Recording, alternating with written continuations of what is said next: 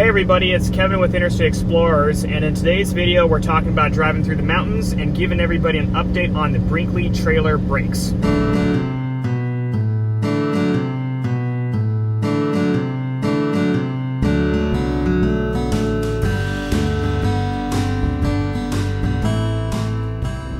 So right now we are in the Ozark Mountains just outside of Branson. We've been driving through the Ozarks for the past 3 days or so, and this is actually our first time in the Ozark Mountains, and I have to say they are a lot more steep and windy than I was imagining.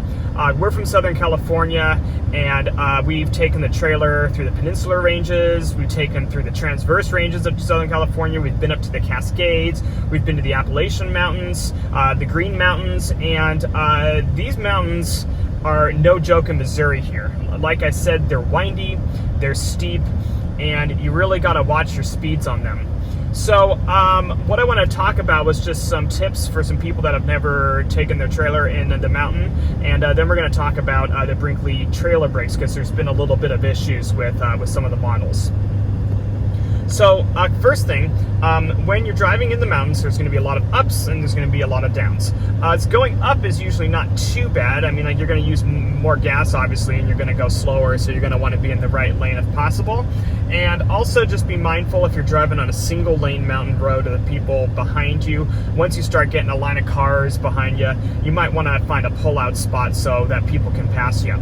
When you're going downhill, you have more than just your normal brakes on your car to help maintain that speed.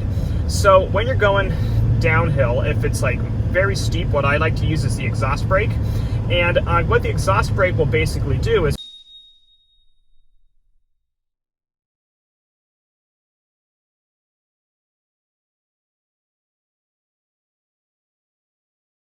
which will help save your brakes, and it'll help the car kind of cruise at a speed around maybe 45 to 55 miles an hour.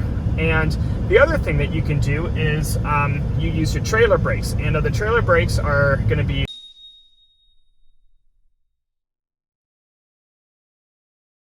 And the way that the trailer brakes work is that when you squeeze to the left here, it'll engage the trailer brakes. So we're actually about to hit a downhill right now, and we'll probably, judging this, it looks like I'll need to do the exhaust brakes, so I'll go ahead and turn my exhaust brake on. You'll hear the car start kind of revving up here as we start getting a little bit of speed. The exhaust brake will kick in, you'll hear it a little bit there. And the nice thing about the exhaust brake is that I can kind of take my feet off the brakes right now, and it'll help save my brakes a little bit. All right, there it is. There it is. So there's the exhaust brake go. I'm going to get the trailer brake going now too. This will kind of help me keep my speed down a little bit. And we're going on a pretty steep incline right now. So we're cruising around 55 miles an hour. I don't have my foot on the pedal, on the brake, or anything like that. We're just going downhill. And as we start getting to the bottom, I'm going to get my exhaust brake off. I'm going to put a little bit of gas to get the exhaust brake off, and now we're just going to ride the downhill down and get more leveled out here.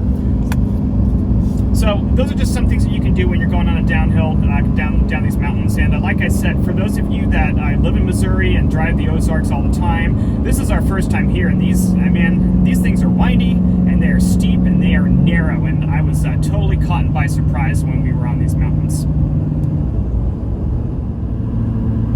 One known issue with the brakes actually in the early models of the 3100 is that they've been known to have some issues with the wiring where it says that it's not connected to your vehicle. So Brinkley has actually issued a recall from the manufacturer that makes the brakes, which is Lippert, and Brinkley owners were sent an email if they were part of the recall. So it's most units up into the 500s.